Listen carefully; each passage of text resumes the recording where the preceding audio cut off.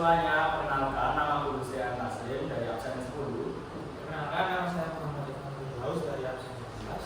Perkenalkan, nama saya Lutfan Arsenal Putra dari absen 35. Perkenalkan, nama saya Wahidul Bayi Wijaksana dari absen 33. Materi yang akan pertama dibahas adalah pengertian dari revolusi bumi yang akan dibawakan oleh Fadli. Nah baik, apa sih revolusi bumi itu? Jadi revolusi bumi itu adalah peredaran bumi mengelilingi matahari dalam suatu lintasan berbentuk oval atau elips dalam 365,25 hari atau dalam 4 tahun sekali, jumlahnya menjadi 366 hari dan biasa disebut dengan tahun karisan. Nah, pergerakan revolusi ini, posisi bumi terhadap matahari selalu berubah. Jadi tidak setiap bagian bumi itu mendapatkan cahaya matahari dengan sudut yang sama. Contohnya adalah jika suatu daerah lebih sering menghadap matahari, maka siang pada daerah tersebut akan lebih lama. Dan sebaliknya, jika suatu daerah lebih jarang menghadap matahari, maka malam pada daerah tersebut menjadi lebih lama. Dan ini biasanya terjadi pada daerah kutub. Sedangkan pada daerah yang dilalui oleh garis khatulistiwa itu biasanya siang dan malamnya cenderung konsisten sepanjang tahun. Yang selanjutnya adalah dampak-dampak dari revolusi bumi. Yang pertama adalah terjadinya paralaks bintang yang akan disampaikan oleh Manda.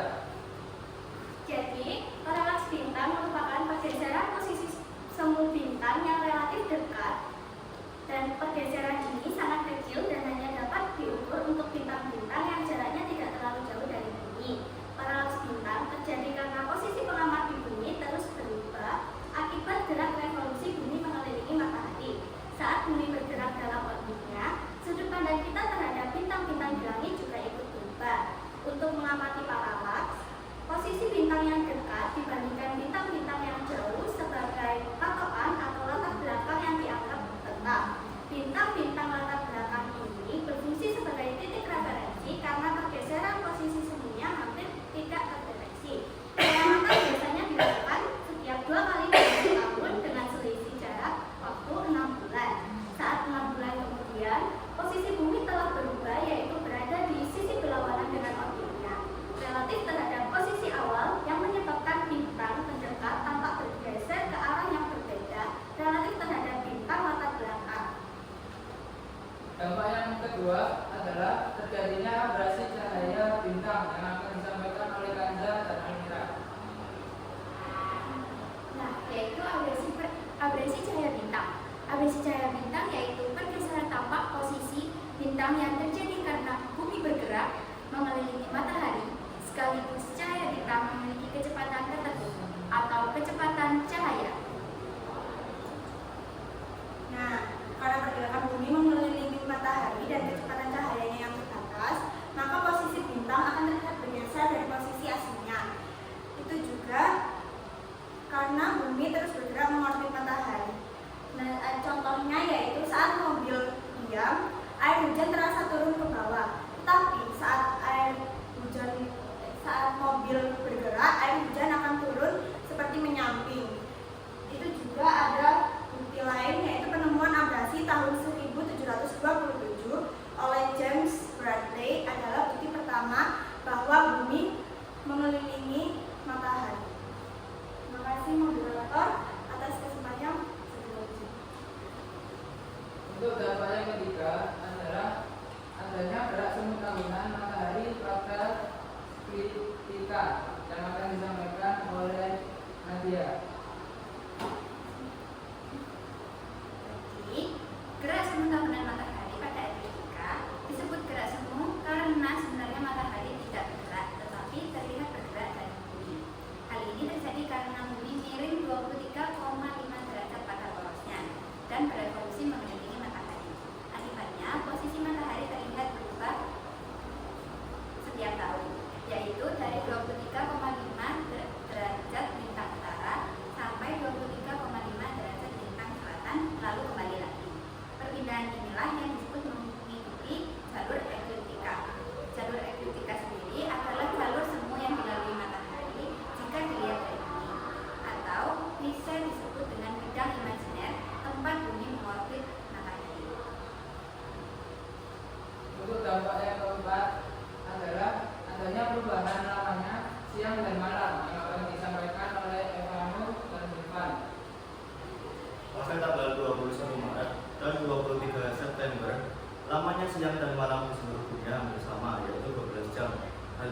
berbeda pada tanggal 22 Juni, yaitu saat matahari berada pada kedudukan 23,5 derajat lintang utara. Hal ini menyebabkan belahan bumi bagian utara mengalami siang lebih lama daripada malam. Sebaliknya, pada bumi belahan bagian selatan mengalami siang lebih pendek daripada malam.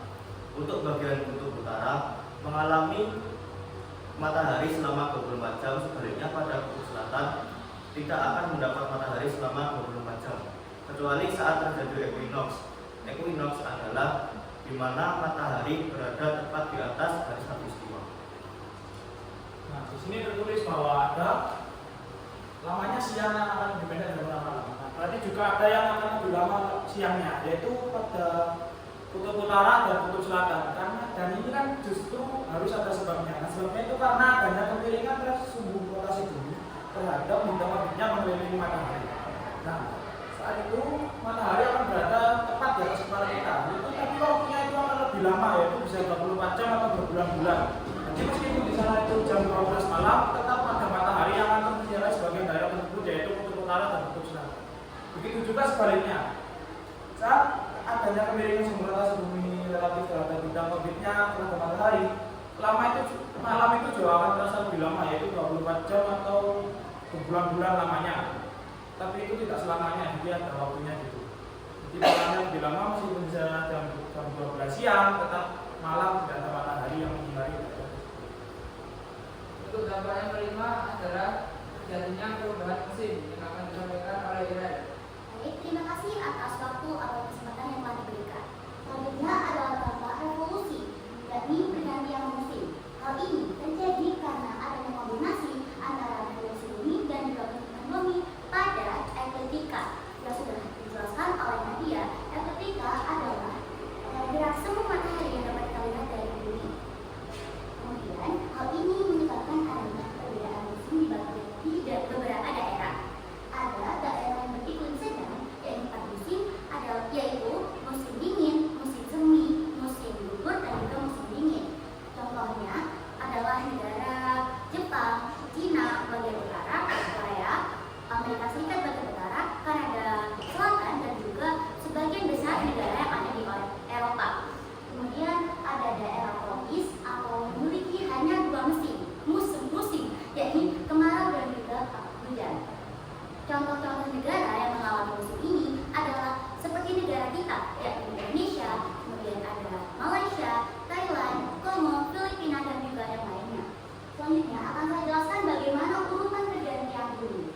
Pada tanggal 21 Maret hingga 21 Juni, kutub utara mendekat pada matahari, di mana kutub utara ini lebih condong kepada matahari, sehingga belahan bumi utara pada waktu itu akan mengalami musim semi.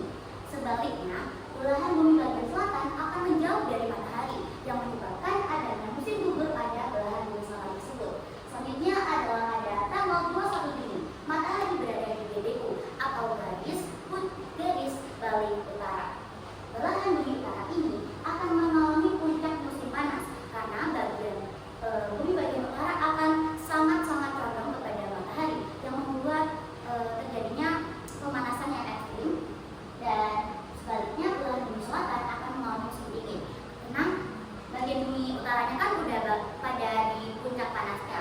Tentunya bagian selatannya akan berkebalikan atau mengalami jauh dari matahari, sehingga menyebabkan musim dingin. Pada tanggal 12 September sampai 22 Desember, kutub utara menjauhi matahari. Sebaliknya, belahan bumi utara kutub utara menjauhi matahari dan bumi selatan mengalami perubahan atau sebaliknya akan condong ke matahari. Itu yang menyebabkan belahan bumi utara mengalami musim dingin dan belahan bumi selatan mengalami musim panas.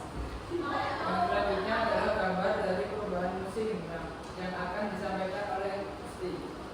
Sebelumnya terima kasih kepada Mas Rama yang sudah memberikan waktunya untuk menjelaskan gambar ini. Kilas balik sebentar, karena perubahan musim ini dipengaruhi oleh revolusi bumi dan kemiringan sekitar 23,5 derajat. Jadi di sini terjadi perubahan musim yang dimana diawali dengan 21 Maret ini terjadinya equinox yang akan dijelaskan oleh Mas Panjul sama Mas Evano, di mana ini garis kutub utara ini menghadap ke arah matahari. Jadi di sini tuh awal musim semi di belah bumi utara. Lalu lanjut ke tanggal 21 Juni, di sini posisi bumi masuki posisi solstice, di mana setengah bagian bumi menghadap ekstrim kepada matahari. Jadi di sini bagian bumi utara sebagian menerima lebih banyak sinar matahari daripada bumi selatan. Lalu pada tanggal 23 September ini awal musim gugur dan bumi masuki masa equinox lagi, di mana tapi di sini kutub selatan yang menghadap ke arah matahari. Lalu lanjut ke 22 Desember ini bumi utara masuki waktu musim dingin dan masuki masa solstice lagi, tapi bedanya di sini bagian bumi di arah selatan yang menerima lebih banyak cahaya matahari dibandingkan bagian bumi utara. Terima kasih Mas Rama. Silakan kembali. Dan untuk gambar yang terakhir adalah adanya perbedaan rasi bintang yang terlihat yang akan disampaikan oleh Wahyu. Oke, sekarang kita masuk ke gambar yang paling terakhir, yaitu terlihatnya rasi bintang yang berbeda setiap bulannya. Seperti yang sudah dijelaskan oleh teman-teman saya tadi, bahwa bumi itu berevolusi mengelilingi matahari, sehingga dengan adanya revolusi ini menyebabkan sudut pandang kita saat malam hari ke langit itu pastinya akan berbeda-beda. Nah, karena sudut pandang kita ke langit itu setiap bulannya itu berbeda-beda, sehingga bintang yang terlihat itu pastinya juga akan berubah-ubah. Seperti contoh pada gambar, pada bulan Januari yang terlihat adalah bintang Gemini, bintang Sagittarius, Capricorn, Scorpio ini akan tertutup. Sebaliknya pada bulan September yang terlihat adalah bintang Capricorn, Aquarius, dan Pisces, Sagittarius. Nah, bintang Cancer, Leo, Virgo, dan Libra ini akan tertutup oleh matahari. Mungkin sekian yang materi yang dapat disampaikan dari materi 3, dan dari penjelasan yang telah disampaikan dari materi 3 kita dapat mengetahui mulai dari pengertian revolusi bumi dan dampak-dampaknya, mulai dari terjadinya paralaks bintang, terjadinya abrasi cahaya, gerak semu tahunan, perubahan siang dan malam, perubahan musim, dan beberapa gambar mengenai perubahan musim dan perbedaan rasi bintang yang terlihat. Mungkin sekian saya sebagai